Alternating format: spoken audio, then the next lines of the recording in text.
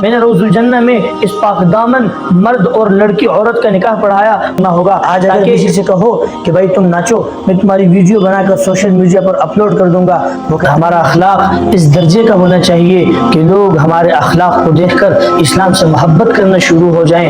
ہمارا کردار اس درجے کا ہونا چاہیے کہ لوگ ہمارے کردار کو دیکھ کر اسلام سے محبت کرنا شروع ہو جائیں۔ لیکن معاملہ اس کے برعکس ہے۔ ہمارے کتنے ہی دوست کالج یونیورسٹی کے ہیں جو ہمارے اخلاق کو دیکھ کر اسلامی تعلیمات سے متنفر ہیں، جو ہمارے کردار کو دیکھ کر اسلامی تعلیمات سے بیزار ہیں، وہ ملحد بن رہے ہیں، وہ بے دین بن رہے ہیں، اسلامی تعلیمات سے بیزار ہو رہے ہیں۔ وہ ہمارے اخلاق کو دیکھ کر یہ سمجھتے ہیں کہ شاید یہی اسلامی اخلاق ہے، وہ ہمارے کردار کو دیکھ کر سمجھتے ہیں کہ شاید یہی اسلامی کردار ہے۔ ارے بھائی، کوئی ہونڈا کمپنی کی گاڑی چلا رہا ہو اور کہیں ایکسیڈنٹ ہو جائے تو کوئی بھی عقل مند یہ نہیں کہتا کہ گاڑی میں فلاں خرابی ہے، سب کہتے ہیں کہ بھائی ڈرائیور کو گاڑی چلانا نہیں آتی۔ ہاں، اگر گاڑی میں کوئی خرابی ہو تو وہ الگ بات ہے، لیکن جب کسی مسلمان کے کردار کو ہم دیکھتے ہیں، کسی مسلمان کے اخلاق کو ہم دیکھتے ہیں تو ہم فوراً الزام اسلام کے سر ڈالتے ہیں۔ ارے جیسے اس میں گاڑی کی کوئی غلطی نہیں تھی، ڈرائیور کو گاڑی چلانا نہیں آتی تھی، ڈرائیور نے گاڑی کے اصولوں کو مد نظر نہیں اور ڈرائیونگ کے اصولوں کو مد نظر نہیں رکھا۔ ایسے ہی اگر کسی مسلمان کے اخلاق اچھے نہ ہو، کسی مسلمان کا کردار اچھا نہ ہو تو اس میں اسلام کا کوئی قصور نہیں ہے۔ ارے اس بندہ اسلامی تعلیمات پر عمل پیرا نہیں ہے۔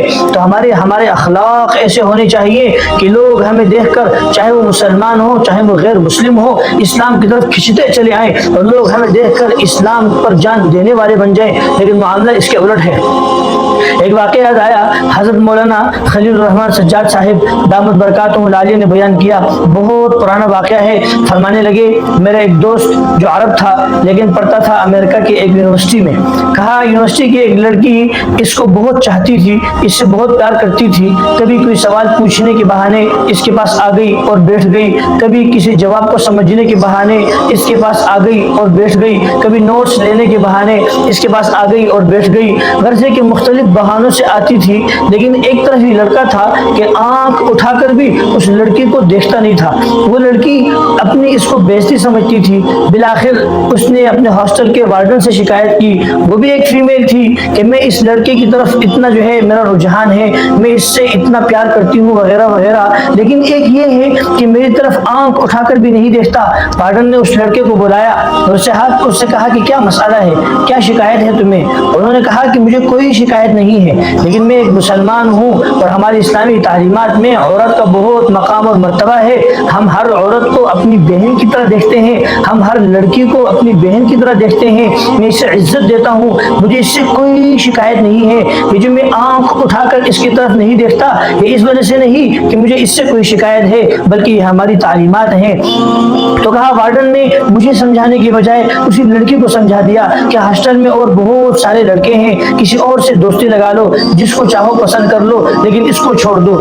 وہ کہتے ہیں کہ 7-8 مہینے بعد مجھے ایک خط آتا ہے اس لڑکی کے نام سے، جس میں لکھا ہوتا ہے کہ میں نے 8 مہینے تمہیں ٹیسٹ کیا، میں نے 8 مہینے تمہارا پیچھا کیا، میں نے کئی طریقوں سے تمہیں اپنانے کی کوشش کی، تمہاری توجہ اپنی طرف لانے کی کوشش کی، کبھی نوٹس لینے کے بہانے سے، کبھی سوال کے بہانے سے، کبھی جواب کے بہانے سے، کبھی کسی بہانے سے، لیکن ایک تم تھے کہ میری طرف آنکھ اٹھا کر بھی نہیں دیکھتے تھے۔ جب ہم گاڑی میں اسکول کی طرف، یونیورسٹی کی طرف جاتے تھے، تم ہر وقت کچھ نہ کچھ پڑھتے رہتے تھے، فارغ اوقات میں تم کوئی بک کھول کر پڑھتے رہتے تھے، کبھی کھڑے ہو کر کوئی عبادت وغیرہ کرتے تھے۔ کہا میرے دل میں شوق اٹھا، یہ شوق ابھرا کہ بالآخر یہ پڑھتا کیا ہے؟ کہا میری ایک ملائیشیا کی سہیلی تھی، میں نے اس سے کہا کہ فلاں جو بک پڑھتا ہے، جو کتاب پڑھتا ہے، مجھے اس کا انگلش ورژن دے دو۔ کہا اس نے مجھے انگلش ورژن دیا، مجھے معلوم ہوا کہ یہ تمہارے مذہب کی مقدس کتاب قرآن ہے، اور یہ وہی کتاب ہے جس پر ایمان لا کر تم مجھے اتنی عزت دیتے ہو۔ مجھے آج معلوم ہوا کہ دنیا میں اگر کوئی سچا مذہب ہے تو وہ اسلام ہے، دنیا میں اگر عورت کا مقام اور مرتبہ کسی مذہب میں ہے تو وہ اسلام میں ہے، کہ اسلام میں عورت کبھی ماں کی شکل میں، کبھی بہن کی شکل میں، کبھی بیٹی کی شکل میں، کبھی خالہ کی شکل میں، کبھی پھپھی کی شکل میں، یہ مقدس رشتے تو اسلام میں ہیں۔ اور جو تم میری طرف آنکھ اٹھا کر نہیں دیکھتے تھے اور میری ہر بات کا جواب ادھورا سا دیکھ کے آنکھیں نیچے ہی جھکائے رہتے تھے۔ میں آج سمجھی ہوں کہ تم ایسا کیوں کرتے تھے، میں آج سمجھی ہوں۔ اور لکھا کہ میں کچھ دنوں بعد مسلم برادری میں جا کر اسلام قبول کروں گی۔ پھر وہ لڑکی گئی، اس نے اسلام قبول کیا اور پہلے ہی دن سے مکمل پردہ شروع کر دیا۔ اور کچھ دنوں بعد ایک معافی نامہ لکھا اور لکھا کہ دیکھو میں نے سنا ہے کہ اسلام لانے سے، کلمہ لا الہ الا اللہ محمد الرسول اللہ پڑھنے سے تمام کے تمام گناہ معاف ہو جاتے ہیں۔ میں نے سنا ہے اور امید ہے میرے سارے گناہ معاف ہو گئے ہوں گے، لیکن میں نے تمہیں بہت تکالیف دی ہے، میں نے تمہیں بہت تنگ کیا ہے اور تم ابھی زندہ ہو۔ سوچا ایک معافی نامہ لکھ کر تم سے معافی مانگ لوں کہ مجھے معاف کر دو۔ کہا یہ خط میرے پاس معافی نامہ آیا، میں نے جواب لکھا کہ کوئی بات نہیں، کوئی بات نہیں، اللہ تعالیٰ آپ کو استقامت دے، اور میں آپ کے اس اقدام پر کہ آپ اسلام کی طرف مائل ہوئی ہیں اور اسلام لے کر آئی ہیں، آپ کو سلوٹ کرتا ہوں، اور میں تمام کی تمام چیزوں کو معاف کرتا ہوں اور دعا دیتا ہوں کہ اللہ تعالیٰ آپ کا رشتہ کسی صالح مرد مومن سے کرائے، کسی پاک دامن وغیرہ سے کرائے۔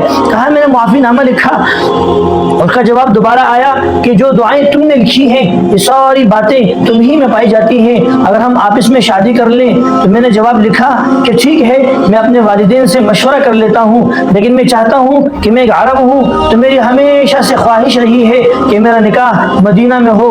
کہا میں نے گھر والوں سے مشورہ کیا، گھر والوں نے ہاں کر دی۔ میں نے اسے بتایا کہ چھٹیوں میں تم بھی چلی جانا مدینہ منورہ، میں بھی چلے جاؤں گا۔ تو مولانا خلیل الرحمن سجاد صاحب دامت برکاتہ علیہ فرماتے ہیں کہ میں مدینہ یونیورسٹی میں اس وقت پڑھتا تھا، یہ میرا دوست میرے پاس آیا اور ساری کہانی مجھے سنائی اور کہا کہ مولانا چلو اور میرا نکاح پڑھاؤ۔ کہا میں گیا اور میں نے روز الجنہ میں اس پاک دامن مرد اور لڑکی عورت کا نکاح پڑھایا، اور الحمدللہ آج ان کے 6 بچے، 4 لڑکے اور 2 لڑکیاں حافظ قرآن ہیں۔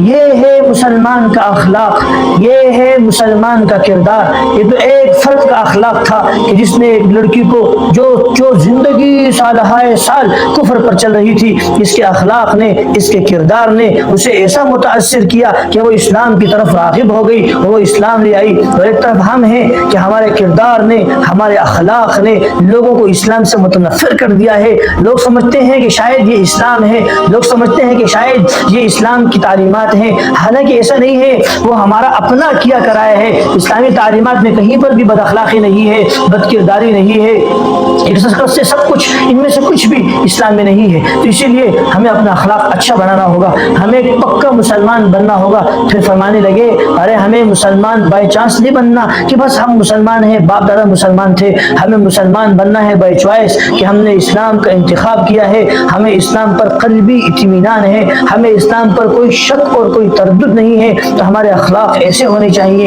اسی لیے قرآن میں جہاں آپ صلی اللہ علیہ وسلم کی جہاں اور بھی بہت ساری صفات ذکر ہیں، وہاں فرمایا وَإِنَّكَ لَعَلَىٰ خُلُقٍ عَظِيمٍ، آپ کے اخلاق کی بھی صرف تعریف کی گئی، اور آپ کے اخلاق کی بنیاد پر کتنے کفار ان سے متاثر ہو کر اسلام لے کر آئے۔ تاریخ ان گنت واقعات سے بھری پڑی ہے، صحابہ کے اخلاق کو دیکھ کر کتنے لوگ اسلام لے کر آئے، تاریخ ان گنت واقعات سے بھری پڑی ہے۔ تاریخ کے اوراق کو پلٹیں تو معلوم ہوگا کہ ہمارے اکابرین کا کردار کیسا تھا، ہمارے اکابرین کا اخلاق کیسا تھا۔